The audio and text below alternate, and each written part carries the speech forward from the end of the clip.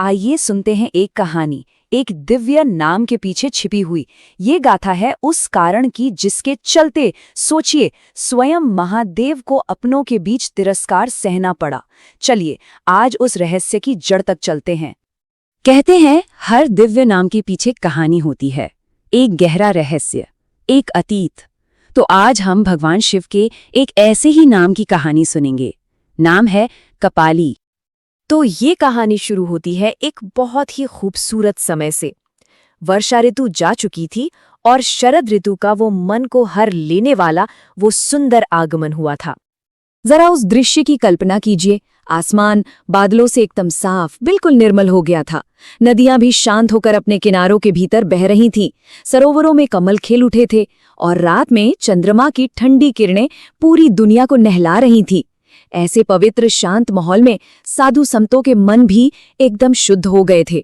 और इसी सुंदर ऋतु में मंदर पर्वत पर भगवान शंकर माता सती के साथ आनंद से रह रहे थे।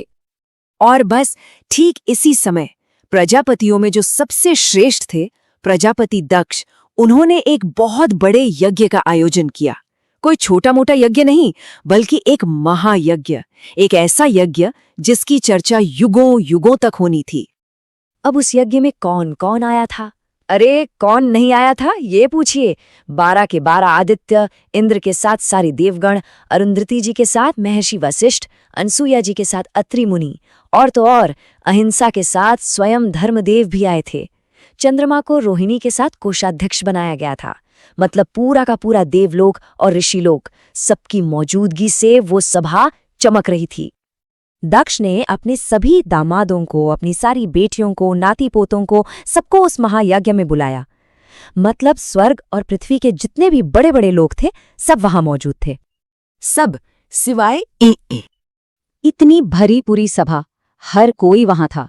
लेकिन फिर भी किसी एक की कमी बहुत ज्यादा खल रही थी।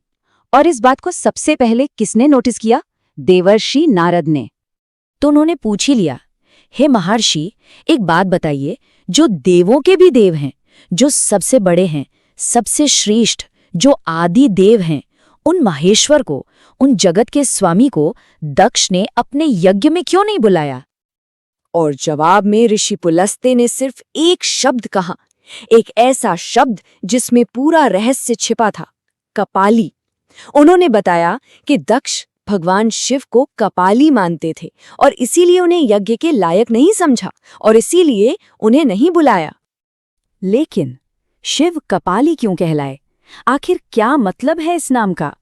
इस सवाल का जवाब हमें दक्ष के यज्ञ में नहीं मिलेगा। इसके लिए हमें बहुत पीछे जाना होगा, समय की शुरुआत से भी पहले, जब सृष्टि बन रही थी। जरा सोचिए उस समय के बारे में, जब कुछ भी नहीं था, बस एक विशाल समंदर, एक अंतहीन सागर, जहां तक नजर जाए बस पानी ही पानी, न सूरज, न चांद, न हवा, न आग, कुछ भी नहीं। चारों तरफ बस घना अंधेरा। और फिर हजारों साल की अपनी योग निद्रा से जागकर भगवान विष्णु ने सृष्टि बनाने का संकल्प लिया। उनके राजसिक रूप से 5 सिर वाले ब्रह्मा जी प्रकट हुए और ठीक उसी पल उनके तमोमय स्वरूप से 3 आंखों वाले जटाधारी रुद्र भी प्रकट हुए। और जानते हैं उनके साथ और क्या पैदा हुआ? अहंकार, वो मैं होने का भाव, वो शक्ति जो एक को 2 हिस्सों में बांट देती है, जो अलग पहचान बनाती है। और इसी मैं के भाव ने जन्म दिया सृष्टि के सबसे पहले दिव्य संघर्ष को। अहंकार के असर में आकर रुद्र ने ब्रह्मा से पूछा, तुम कौन हो? तुम्हें किसने बनाया? तो ब्रह्मा ने भी पलटकर वही सवाल किया, और तुम कौन हो? तुम्हारे माँ बाप कौन हैं? असल में दोनों ही अपने अहंकार की परछाई से सवाल कर रहे थे। बातचीत विवाद में बदलने लगी और अहंकार के नशे में ब्रह्मा जी के 5वें सिर ने रुद्र का मजाक उड़ाते हुए कुछ ऐसा कह दिया, बस वो शब्द काफी थे एक भयानक क्रोध को जगाने के लिए। गुस्से से भरे शंकर ने अपने बाएं हाथ के अंगूठे के नाखून से ही ब्रह्मा के उस 5वें सिर को, जो मजाक उड़ा रहा था, एक ही झटके में काट दिया, जैसे कोई खेल हो। उस एक पल में जो हुआ, उसका नतीजा हमेशा हमेशा के लिए था, एक ऐसा निशान जो कभी मिटने वाला नहीं था। ब्रह्मा का वो कटा हुआ सिर जमीन पर नहीं गिरा, नहीं, वो भगवान शंकर के हाथ से उनकी हथेली से चिपक गया, ऐसे जैसे वो उनके शरीर का ही कोई हिस्सा हो। और बस उसी पल से भगवान शंकर कहलाए कपाली। कपाली यानी कपाल या खोपड़ी को धारण करने वाला।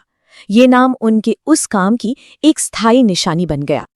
तो अब कहानी जुड़ती है, यही वो कारण था जिसके चलते प्रजापति दक्ष ने उन्हें अपने पवित्र यज्ञ के लायक नहीं समझा। उनकी नजर में जो ब्रह्मा का कपाल हाथ में लिए घूमता हो, वो यज्ञ जैसी पवित्र जगह के लिए ठीक नहीं था। तो ये कथा हमें एक बहुत गहरे सवाल के साथ छोड़ जाती है कि जब देवता भी क्रोध के सिर्फ एक पल की वजह से हमेशा के लिए एक निशान पा सकते हैं, तो फिर हम मनुष्यों के लिए सही रास्ता क्या है।